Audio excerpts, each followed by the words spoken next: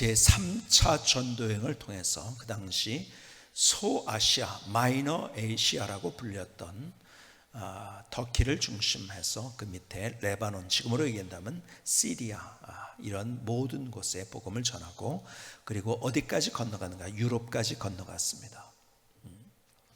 그리고 지중해를 중심으로 해서 많은 나라들에게 주의 복음을 증거한 귀한 하나님의 사람이었습니다. 자, 그런데 그가 갔던 곳 모든 도시들마다 그는 어디를 먼저 찾아갔냐면 유대인의 회당을 먼저 찾아갔어요.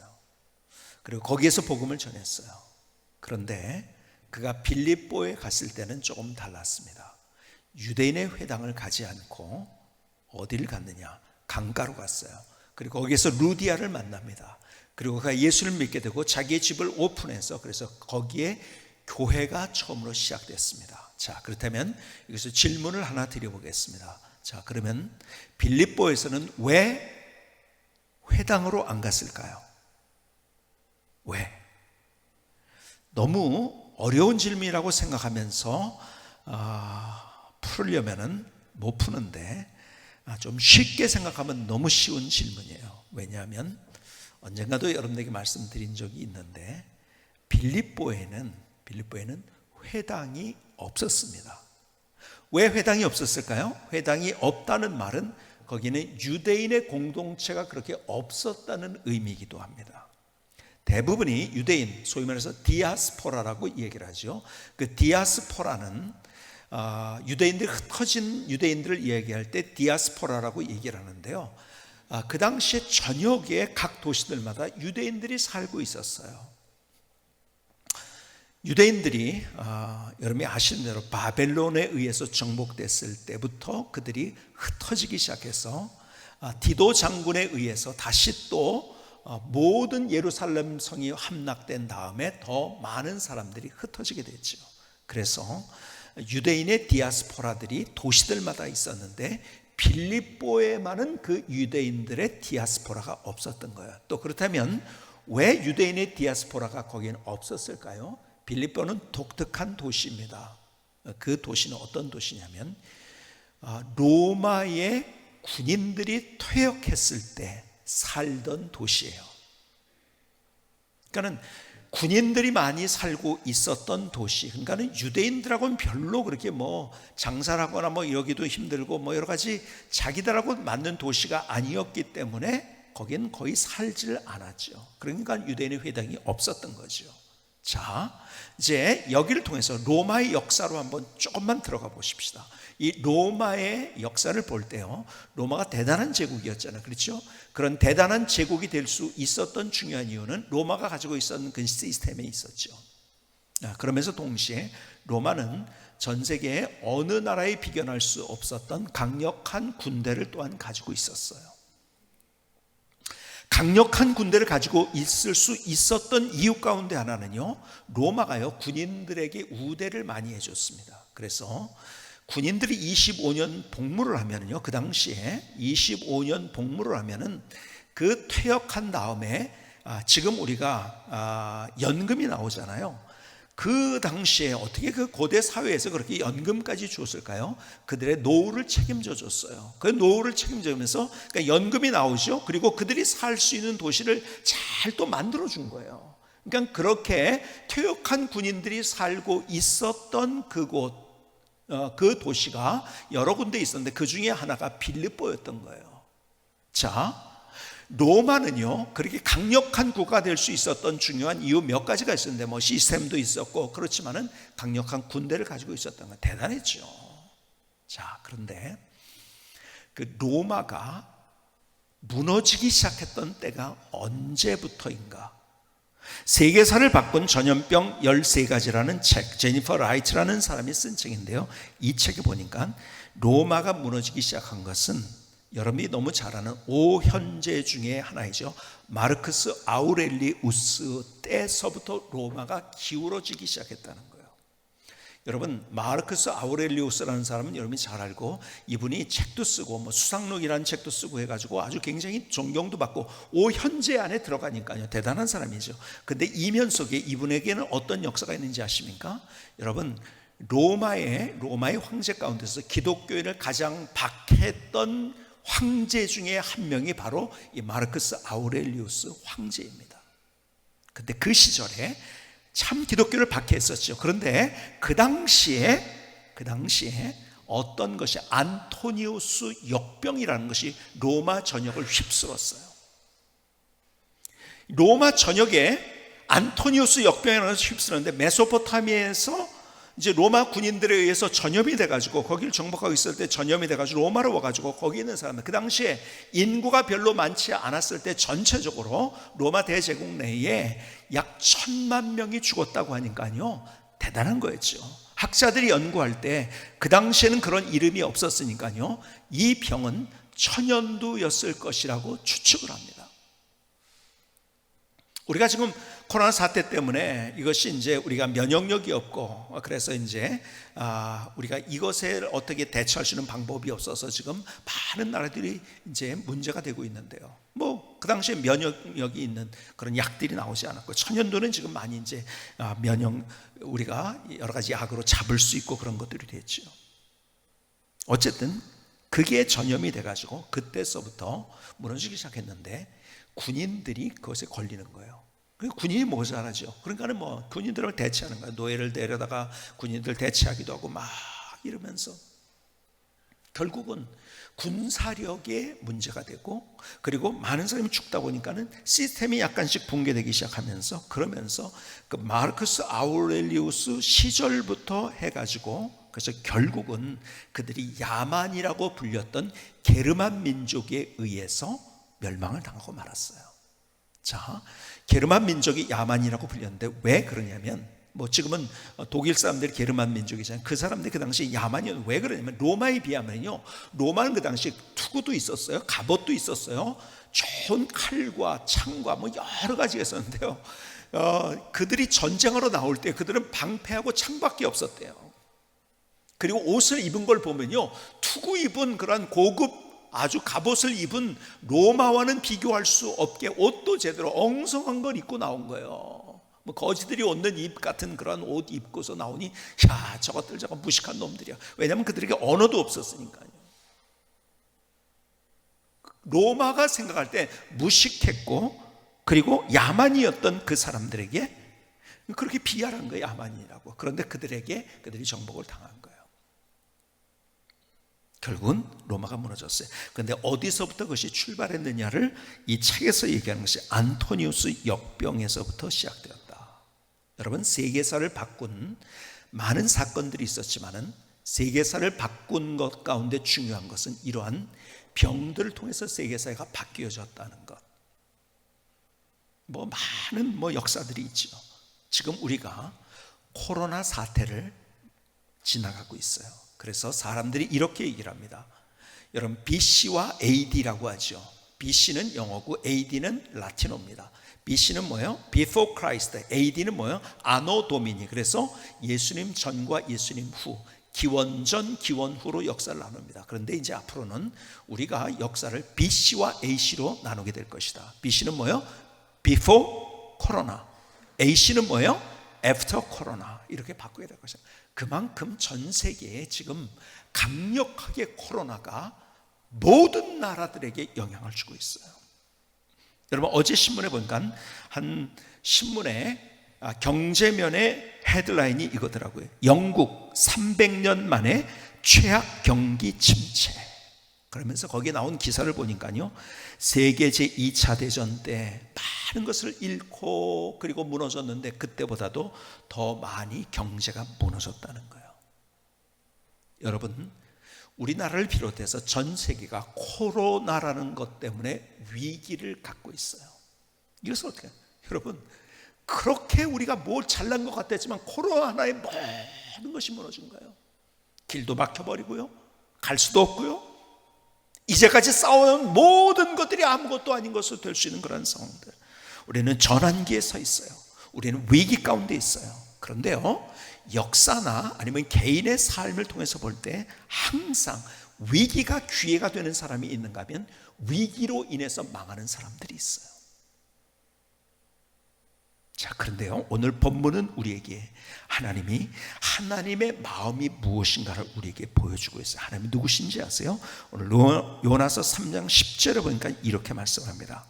본문에 하나님이 그들이 행한 것, 곧 그 악한 길에서 돌이켜 떠난 것을 보시고 하나님의 뜻을 돌이키사 그들에게 내리라고 말씀하신 재앙을 내리지 아니하시니라. 여러분, 뭐라고 하나님이 요나를 통해서, 요나를 니느웨 왜 가게 했어요? 멸망을 선포하는 거예요. 요나가 첫 일성이 뭔지 아세요? 40이 지나면 니느웨 무너진다. 여러분, 니느웨 멸망을 선언한 거예요. 그런데 하나님께서 그들을 살려주시고 그들을 회복시켜 주셨어요. 오늘 이 이야기를 통해서 우리에게 주시는 하나님의 메시지가 뭔지 아세요? 하나님의 우리를 향한 마음은 심판이 아니라 회개이며 회복이라는 거예요. 자, 부모들이, 어머니가 아버지가 아이에게 공부를 안 해요. 애가 막 빼집어 놀기만 해요. 그때 야, 너 이거 오늘 언제까지 이거 해? 그리고 이 문제 풀어. 안 하면 너 맞을 거야? 너 밥 안 줘? 어떤 벌을 줄 거야? 아버지가 그렇게 얘기합니다. 그러면 아버지가 왜 그렇게 했죠? 애를 잘 되고 공부 잘 하기 위해서 그러는 거예요. 자, 아버지 진짜 목적이 밥을 안 주려고 하는 걸까요? 벌을 주려고 하는 걸까요? 때리려고 하는 걸까요? 아버지가 야, 너 이거 안 하면 밥 못 먹어. 그래서 밥 안 주는 것이 목적일까요? 그런 아버지 손 들어보세요. 그런 어머니 손 들어보세요. 그런 사람 없어요. 그렇죠? 애들이 잘 돼서 자기가 그 애가 해야 될 그 자리로 찾아가고 회복하기를 원하는 것이 아버지의 마음이고 어머니의 마음인 거예요. 그렇죠? 이게 우리를 향한 하나님의 마음이라는 거예요. 그래서 베드로후서 3장 9절에도 이렇게 말씀하십니다. 주의 약속은 어떤 이들이 더디다고 생각하지 더딘 것이 아니라 오직 주께서는 너희를 대하여 오래 참으사 우리를 참으시고 아무도 멸망하지 아니하고 다 회개하기에 이르기를 원하시느니라. 이게 하나님의 마음이라는 거예요. 여러분, 우리가 하나님이 누구신가를 알아야 돼요. 하나님 믿는다면 하나님의 마음속에 담긴 그분의 생각이 이거라는 거예요. 근데 우리는요, 우리의 삶을 살아가면서 너무 하나님을 믿는다 하면서 다른 데 우리를 쫓아가고 있었던 우리의 삶, 그러니까 자꾸 우리에게 돌아오게. 그러니까 이스라엘 백성들에게 똑같이 그렇게 얘기를 하신 거예요. 자, 이사야서를 볼까요? 이사야서에 이런 말씀을 우리에게 주고 계세요. 30장 1절로 2절 보니까 이렇게 말씀. 여호와께서 이르시되 패역한 자식들은 화 있을진저 말씀하세요. 그들이 개교를 베푸나 나로 말미암지 아니하며 맹약을 맺으나 나의 영으로 말미암지 아니하고 죄의 죄를 더하도다. 그들이 바로의 세력 안에서 스스로 강하려 하며 애굽의 그늘에 피하려 하여 애굽으로 내려갔을 때 나의 입에 묻지 아니하였도다. 이 말이 무슨 말인지 아세요? 여러분, 이스라엘 백성들이 하나님을 믿고 있었어요. 근데 애굽을 보니까요, 그 당시에 최고의 문명, 최고의 문화를 가지고, 이야, 번쩍번쩍, 빛과 번쩍이네. 어떻게 저 멋있는 건물이 있을까? 어떻게 좋은 것들이 있을까? 어떻게 저런 보화가 있을까? 너무너무 멋진 거예요. 그러니까 그들이 하나님을 믿는다면서도 안 믿는다고 포기한 거 아니에요. 하나님 믿는다고 하는 거예요. 그런데 어디로 갔습니까? 애굽으로 간 거예요. 너희들이 나한테 묻지 아니하고 애굽에 가서 너희들이 하고 싶은 대로 하면서 세상이 사람들이 살아가고 있는 방식을 따라서 너희들이 그렇게 살아가고 있구나. 너희들이 죄악을 짓고 있어. 그래서 너가 멸망이야. 주님께서 그렇게 말씀하고 있는 거예요. 그러면서 어떻게 멸망시킨다고 엄포를 놓는지 아세요? 이사야 30장 14절을 볼까요? 그가 이 나라를 무너뜨리시되 도기장이가 그릇을 깨뜨린 같이 아낌없이 부수시리니 그 조각 중에서 아궁이에서 불을 붙이거나 물 웅덩이에서 물을 뜰 것도 얻지 못하리라. 다 부서뜨려가지고 토기장이가 그 토기를 그릇을 깨트리는 거죠. 자, 너희들 그렇게 해버릴 거야? 그러니까 아무것도 안 돼요. 물도 못 뜨고 아무짝에 쓸모없게 그렇게 만들어. 주님께서 너 그럼 멸망당하는 거야 말씀하시는 거야. 그런데요, 계속해서 18절에 이렇게 말씀하십니다. 그러나 여호와께서 기다리시나니 이는 너에게 은혜를 베풀려 하시며 일어나시니 이는 너희를 긍휼히 여기려 하심이라. 대저 여호와는 정의의 하나님이십니다. 그를 기다리는 자마다 복이 있도다. 다시 한번 천천히 잘 한번 이 말씀을 가슴에 담아보지 않겠습니까? 그러나 그 심판을 선언하신 주, 그러나 여호와께서 기다리시나니 이는 너에게 은혜를 베풀려 하시며 일어나시리니, 주님이 일어나시는 이는 너희를 긍휼히 여기려 하심이라. 대저 여호와는 정의의 하나님이시며 그를 기다리는 자마다 복이 있도다. 너희들 세상에 가서 왜 기다리고 있어? 뭘 얻을까 기다리고 있어? 아니야, 하나님 앞에 나와서 그렇게 해야 돼. 그러면 내가 너희에게 은혜를 베풀어 줄 거예요. 우리에게 긍휼을 베푸시기 원하시고 그 자리에 일어나셔서 어쩔 줄 모르는 모습으로 우리를 바라보고 계신 그 주님, 그게 주님의 마음이라는 거예요. 여러분, 사사기에 보면은요, 똑같은 이해가 7번 다 읽다 보면 7번 사이클이 지나갑니다. 이런 사이클이에요. 하나님이 이스라엘 백성들에게 그들을 사랑하셔서 그들에게 정말 좋은 것들을 복을 주십니다. 그러니까요, 자기 잘난지 알아요. 뭐 자기가 믿을 게 있거든요. 소유도 생겼거든요. 이제 먹을만 하거든요. 그러니까 자기 마음대로 삶을 살아갑니다. 죄를 짓기 시작하는 거예요. 그러니까 하나님 그것을 두고 볼 수 없잖아요. 그래서 어떻게 하면 옆에 나라가 쳐들어오게 합니다. 죽게 생겼거든요. 이제 절망, 위기가 온 거예요. 그러니까 어떻게 하죠? 하나님을 찾은 거예요. 하나님 살려주세요. 그때 그 기도를 들어주시고 사살을 일으키고, 그리고 그 사살을 일으켜서 이스라엘 백성들 다시 구원해 주십니다. 그러니까요, 이제 다시 또 잘 살게 된 거예요. 그러다 보니까 지멋대로 살아갑니다. 자기가 잘나서 그런지 하면 죄를 짓기 시작합니다. 그러니까 다시 하나님께서 야, 그렇게 살면 안 돼! 그러면서 그들에게 옆에 나라가 또 쳐들어오게 합니다. 위기에 이제 죽게 생겼거든요. 하나님 살려주세요. 다시 사사를 보내십니다. 다시 이스라엘 백성을 구원해 주십니다. 이런 얘기가요, 계속 7번이 반복돼요. 근데 가만히 보면은요, 우리의 삶이 그 반복인 것 같아요. 그렇죠? 역사도 똑같이 마찬가지예요. 여러분, 19세기, 그러니까 1800년대를 휩쓸었던 신학의 사주가 뭔지 아세요? 소위 말해서 자유주의라는 거예요. 자유주의.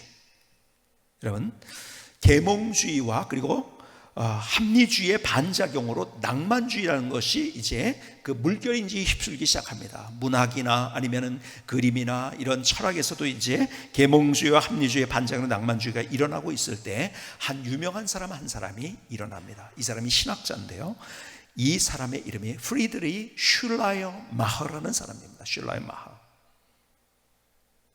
이분이요, 대단한 사람이에요. 말도 잘하고요, 설교도 잘하고요. 그런데 어떤 얘기를 하는지 아십니까? 이 사람이 사람들에게 이런 얘기를 하기 시작합니다. 진리가 중요한 것이 아니라 우리 안에 종교적 감정이나 느낌이 중요한 것이다. 그러니까 단순한 영성을 얘기해요. 그러니까 진리에 근거한 영성이 아니요, 내 느낌, 종교적 감정의 느낌. 그러면서 신학을 만드는데, 신학자인데 그 신학을 진리에 근거한 신학이 아니라 인간의 경험에 기초하는 신학, 그러니까 내가 경험한 걸 가지고 신학을 만드는 거예요. 여러분, 나는 얼마나 불완전한 존재인데요. 그러니까 진리가 아니잖아요, 나는. 근데 나의 근거한 신학을 만든다는 것은 우스운 일이 되는 거죠. 자, 제가 1980년도에 베레아를 연구를 했어요. 귀신 쫓는 축사를 하고 막, 그래서 모든 것이 다쳐도 그래서 사탄이고 마귀가 그런 것이고, 또 무슨 감기 걸려도 그래서 다 축사하고 다 그런 것만 하는 그러한 베레아라는 집단. 얼마 전에 뉴스에도 크게 나가지고 지금 성락교회라는 그런 이단이지요, 거기가. 근데요, 연구를 하기 시작했어요. 봤더니요, 그 베레아의 신학이 어디에 근거한 건지 아세요? 성경에 근거한 거 아니에요. 보니까요, 그 김기동, 그 당시엔 목사라고 했지만 이제 목사가 아니죠. 이단이니까. 그렇죠? 자기가 목사지 우리가 목사가 아니라고 한 거죠. 그렇죠? 김기동이라는 사람이 어떻게 하는지 아세요?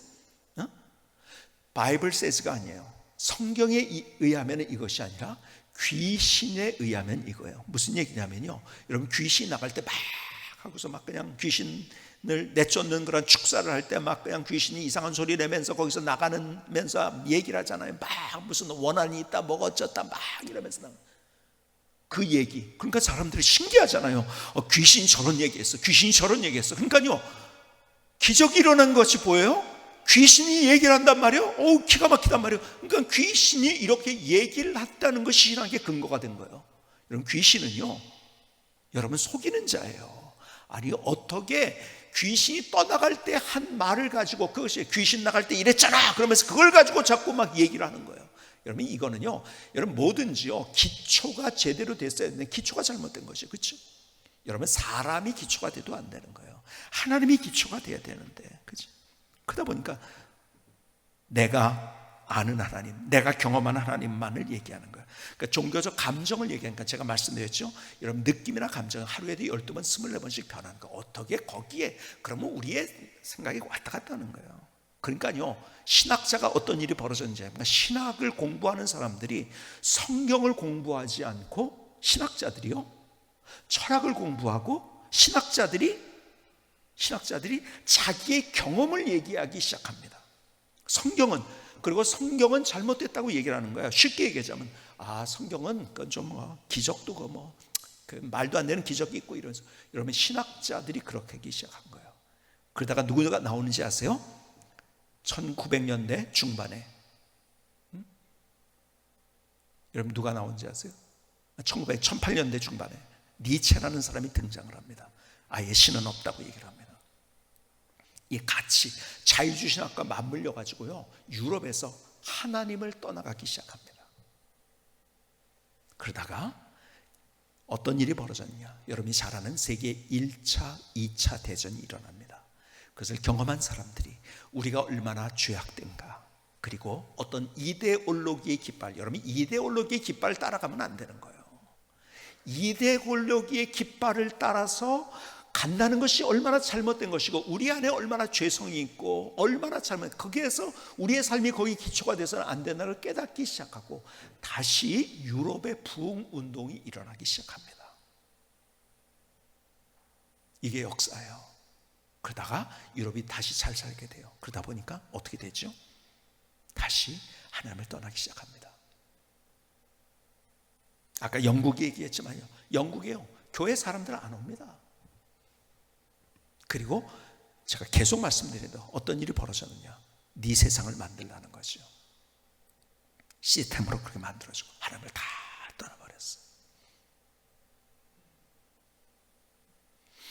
여러분, 역사는 그렇게 사이클이 되는 거예요. 다시 우리가 그래서 하나님 앞으로 돌아갈 수 있도록 하나님이 때로 우리에게 위기를 주신, 여러분 어떤 것을 하나님께서 우리에게 야 너 그러면 죽어, 그러면 죽이려고 하는 것이 아니에요. 우리를 살리기 위해서 하시는 말씀인 거죠. 그렇죠? 그래서 주님께서 우리에게 말씀하세요.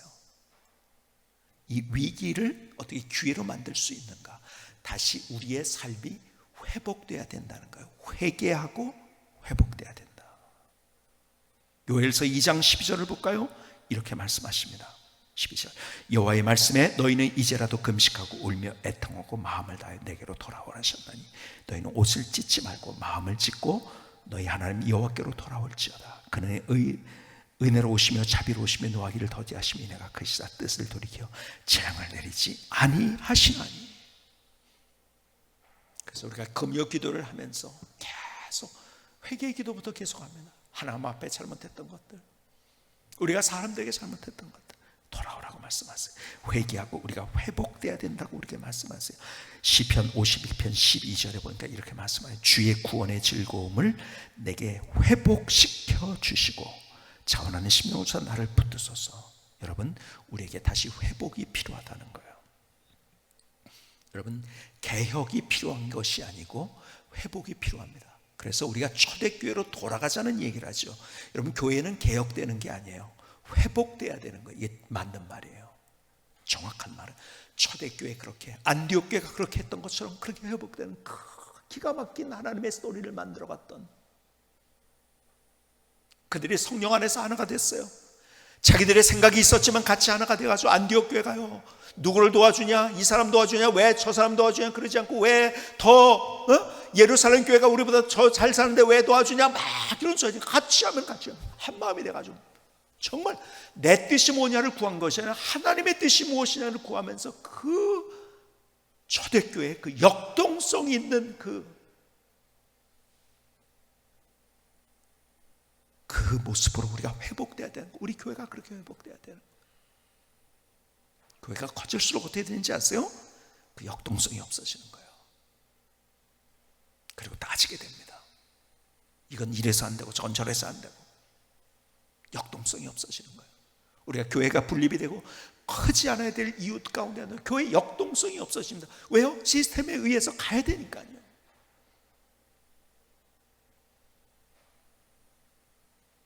초대교회는 자기 것을 다 포기하고 간 거예요.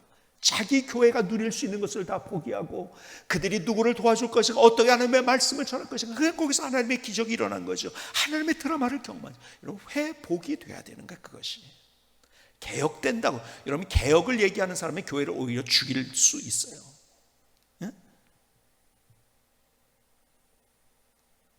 우리가 이 코로나 사태를 맞으면 이런 얘기 많이 들었어요. 사이토카닌 폭풍이라고 얘기하죠. 사이토카닌 스톰이라고 얘기합니다. 우리 안에서 뭐예요? 뭐가 많이 나오죠? 너무너무 과다하게 면역 그 물질이 나와가지고서 그 면역 물질이 나를 죽여버리는 거예요. 여러분, 그 사이토카닌 폭풍이라는 뭐는 젊은 사람이 죽는단 말이에요. 근데 왜냐하면요, 그 바이러스에서 죽는 게 아니에요. 바이러스가 들어왔다고 너무 과도하게 면역 이런 물질들이 나와가지고 자기가 자기를 죽여버리는 거예요. 어떤 교회들을 보니까요, 막 잘못됐다, 이거 잘못했다, 저거 잘못했다, 막 그래서 개혁한다고 그러다가 교회가 망한 교회들도 많이 있어요. 여러분, 교회는 개혁으로 가는 게 아니에요. 회복으로 가는 거예요. 회복으로. 하나님께서 우리에게 주시는 말씀이 회복인 거예요. 여러분, 우리가 누가 교회 안에서 누가 잘못됐고 어떻게 자꾸 손가락질하고 막 이러는 거예요. 그건 하나님이 원하시는 거 아니야. 절대로. 여러분, 누군가가 아무개 집사가 어떻고 아무개 권사가 어떻고 뭐 잘못했고 왜 그런지 모르겠다고 뭐 목사가 어떻고 저렇고 이런 사람들하고 자꾸 교제하면 안 돼요.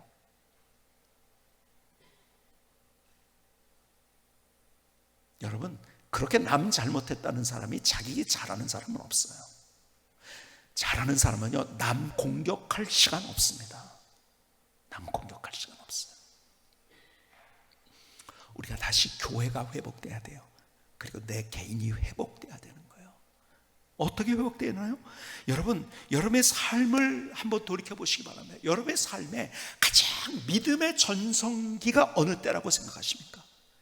그때는 물불 안 가리고 정말 내 에너지도, 내 물질도, 내 삶의 모든 것 주님 앞에 정말 뜨겁게, 하나님이 나를 이렇게 사랑하시는데 너무 감격스러워요, 어쩔 줄 몰라면서 주님 앞에 나와서 예배드리고 하나님 앞에 그 일을 했던 그때가 언젠가요?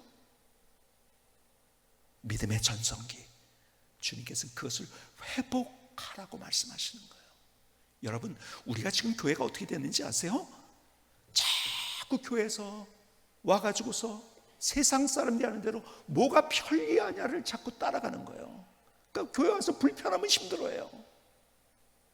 우리는 불편해도요, 과거에 우리가 그래서 부름받아 나서니 뭐 되니까 과거에 우리가 그런 마음으로 우리가 신앙생활, 그래서 하나님의 역사를 우리가 경험했잖아요. 근데 많이 얻고 나니까요, 그 다음부터 불편하면 싫은 거예요. 세상 사람들이 살아가는 방식대로 우리가 따라가는 거예요. 제가 우리 교회 안에서도 그렇고, 제가 다른 교회 교인들을 만나면서도 이런 얘기를 종종 들어요. 요 근래에 처음에 예배를 안 드리기 시작, 교회당에 와서 예배를 안 드리니까 너무 힘이 들더래요. 막 어쩔 줄 몰라겠더래요. 그러다가 온라인으로 예배를 드리니까요, 계속 거기에 적응하다 보니까는 이것도 너무 좋네, 이거 굉장히 편리하네, 나도 모르게 거기에 지금 이거 되게 편리한데, 예배당에 가서 꼭 예배를 드려야 되는가, 나도 모르게 그런 생각이 든다는 거예요. 여러분, 우리는요, 나도 모르게 뭘 따라가는지 아세요? 세상 사람들이 편리한 것을 쫓아가요. 아니에요. 편리한 것을 쫓아가는 것은 본능을 따라 사는 삶이에요. 그거는 사람다운 삶이 아니지. 의미를 따라가고 가치를 따라가는 삶, 거기에 하나님이 누구신가를 우리가 경험하는 거예요. 근데 편리한 걸 자꾸 쫓아가는 거예요. 여러분, 여러분들의, 다시 한번 생각하세요. 여러분들이 무엇을 회복해야 될 것이, 여러분의 믿음의 전성기라고 할 수 있는 어떤 때가 있었어요. 그렇죠? 그걸 회복해야 된다고 말씀하시는 거예요. 내가 정말 열심히 하는데요, 그 전성기에서 점점점 나도 모르게 하강한 이유가 뭘까요? 많은 이유가 있을 거예요. 어떤 사람은 상처를 받아가지고 막 열심히 하는데 막, 네가 나한테 그럴 수가 있어? 아이고, 내가 저런 소리 들으려고 내가 못하러 이런 짓 하나. 그러면서 나도 모르게 열심히 했다가 나도 푹 꺼져버리는 거예요. 그래서 그걸 회복을 못해요. 여러분, 상처에도 불구하고 우리가 회복해야 되는 거예요. 어저께 제가 요즘 걸으면서 제가 기도를 많이 하는데요, 천천히 걸으면서 어저께 비가 왔어요. 비가 오면 못 걷잖아요, 그렇죠? 그런데요, 걷는 방법이 있어요. 어떻게 걷는지 아세요? 비옷을 입었어요. 전혀 비가 스며들지 않는 비옷을 입었어요. 그리고 제가 걸었어요. 그리고 제가 걷고 이렇게 교회로 들어오는데 보니까요, 야, 비가 오는데 내 몸이 젖지 않고 그렇게 오래 걸을 수 있다는 것이 너무 기분이 좋더라고요. 너무 기분이 좋아요. 그래서 제가 사무실로 들어가서 우리 사역자들이 이제 대부분 있었어요. 그래서 제가 이런 얘기를 하고 한마디를 남기고서 나왔어요. 상처는 누군가 주는 것이 아니라 내가 받는 것이다. 여러분, 상처는 내가 받는 거예요. 주는 게 아니에요. 결코 누가 상처 줬다고 하지 마세요. 내가 받는 거예요. 이 설명을 하려면 길으니까는 여기까지. 그런데 보세요, 비옷을 입으니까요, 비가 와도 내 안을 뚫고 못 들어오는 거예요. 그렇죠? 상처가 내 안에 스며들게 하면 안 되는 거예요. 근데 거기에서 팍 꺼져버려. 그리고 내가 그렇게 열심히 했던 것이 어느 순간에 없어. 어떤 환경의 문제를 만납니다. 그러다 보니까 나도 모르게 거기서 팍 꺼져버리는 거예요. 때로는요, 내가 열심히 했는데 이런 결과를 원했는데 내가 원하는 결과가 안 나오는 것 같아. 그러다 보니까 거기서 어쩔 줄 모르게 팍 꺼져버려요. 솔직하게 목사로서 뭐 때문에 그렇게 전성기에서 이렇게 바꿔지는 경험을 하는지 아십니까? 목사로서 저는요, 하나님 앞에 기도하면서 내가 보니까요, 너무 내가 연약한 게 많은 거예요. 이런데 내가 뭘 한다고, 무슨 담임 목사를 한다고 내 스스로가 나에 대해서 그런 생각을 하면서 팍 꺼져버릴 때도 많아요. 근데 주님께서 우리에게 말씀하시는 거예요. 거기서 와서 다시 그 믿음의 전성기를 회복해야 된다는 거예요. 다시 그것을 회복하라고. 위기를 만났어요. 다 똑같이 만난 위기예요. 다 힘들어요. 밖에 나가지 못해요. 서로 왕래하지도 못해요. 갇혀있는 그런 경제가 무너지고 있어요. 전세가 그렇게 가고 있어요. 우리나라만 잘 된다고 또 우리나라만 잘 되는 게 아니에요. 다른 우리나라 잘 돼도요, 다른 나라 무너지면은요, 결국 우리나라 똑같이 무너지는 거예요. 경제도 그런 거예요. 우리 위기를 만났어요. 그러나 주님께서 다시 우리에게 말씀하세요. 주님께서 위기가 멸망으로 끝나는 것이 아니고 다시 우리를 회복시키려 하시는 하나님의 마음이 담겨 있다는 것. 그래서 다시 우리가, 여러분, 그때가 언제입니까? 그 믿음의 전성기를 회복해야 돼요.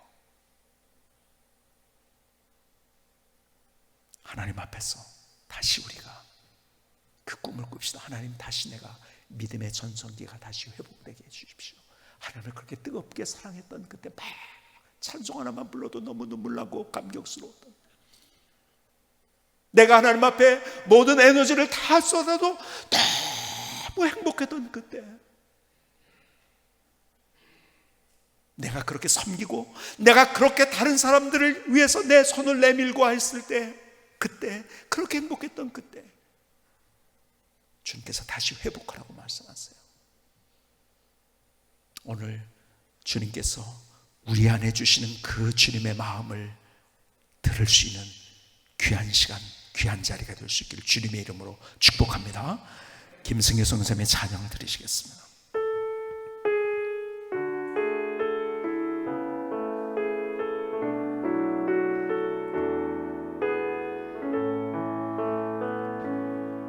심판보다 회개와 회복을 원하시는 은혜로우시며 인내하신 여호와 하나님,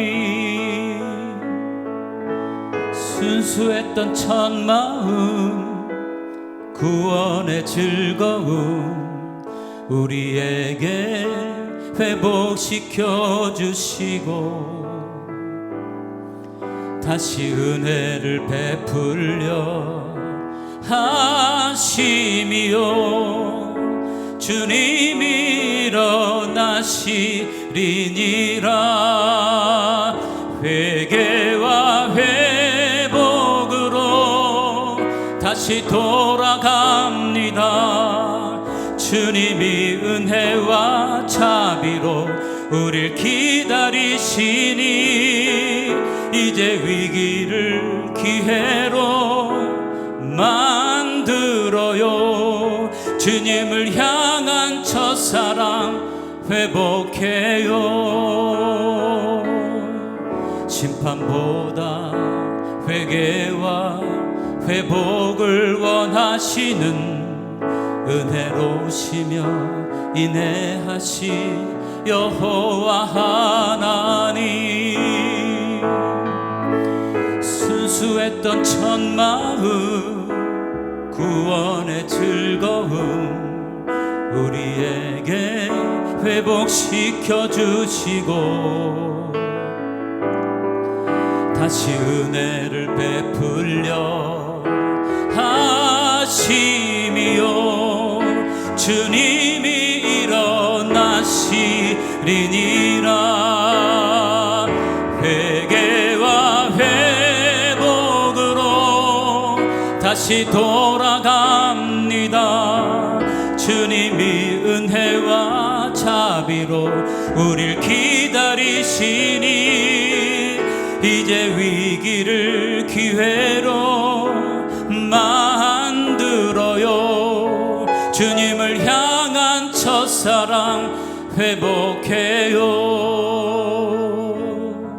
주님을 위한 첫사랑 회복해요.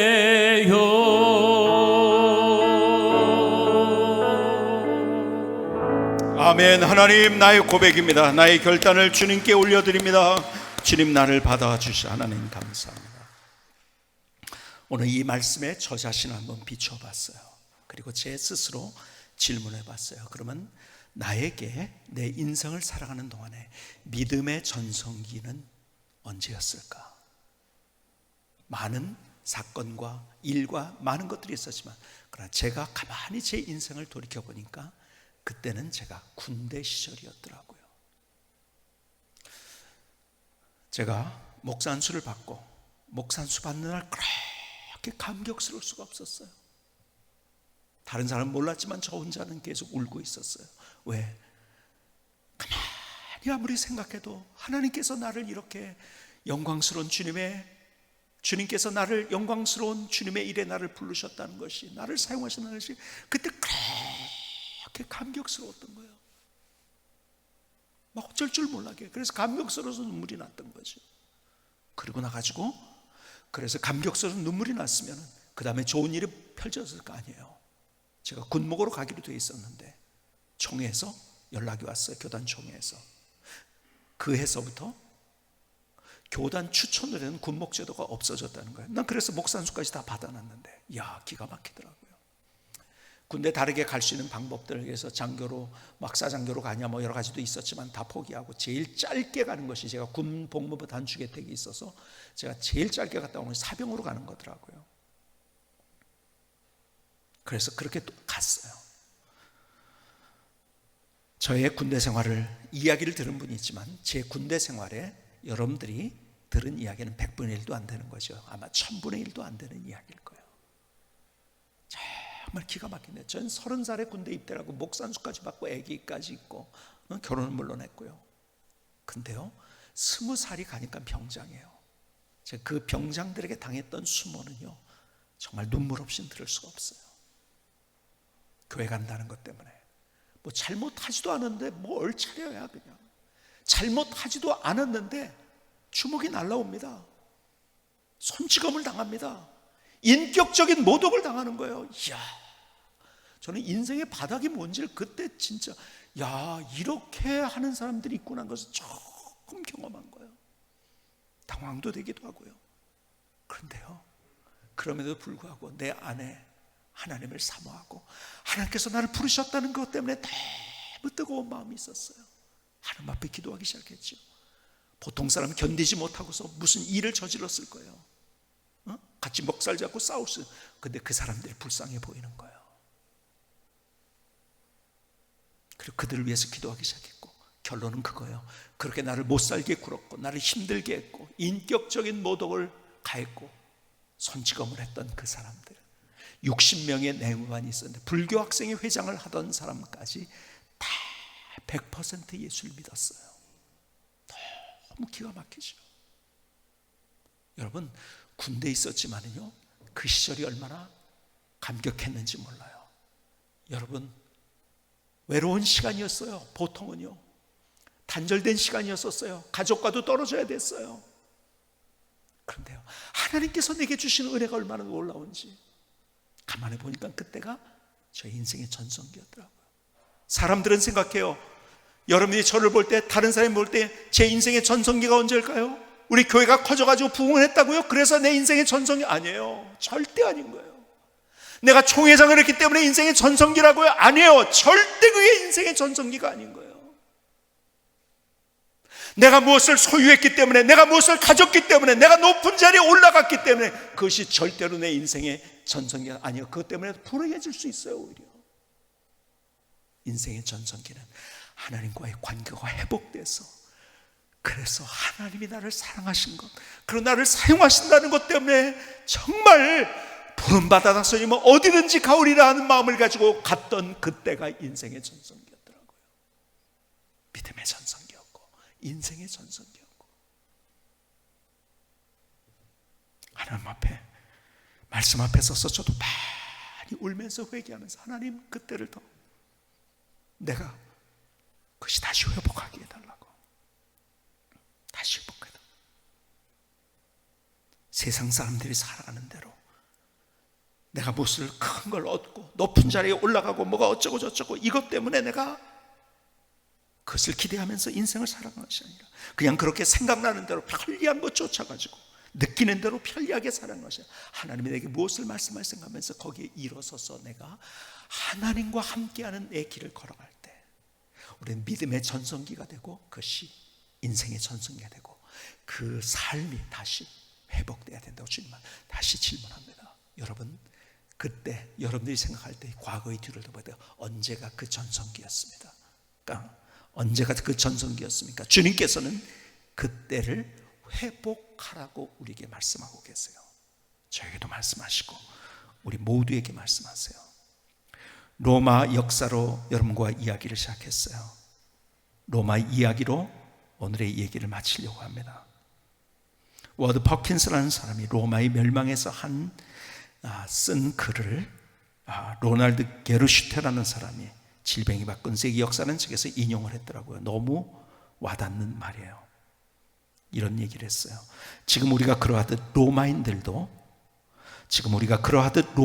자신의 제국이 멸망하기 전까지는 근본적인 변화 없이도 그 세상이 그대로 영원히 지속될 것이라 확신했다.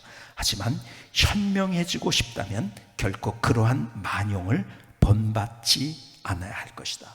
역사를 통해서 하나님은 우리를 교훈하세요. 로마 역사의 교훈이 뭔지 아세요? 이 퍼킨스라는 사람에 의하면은 로마가 위기를 경험했어요.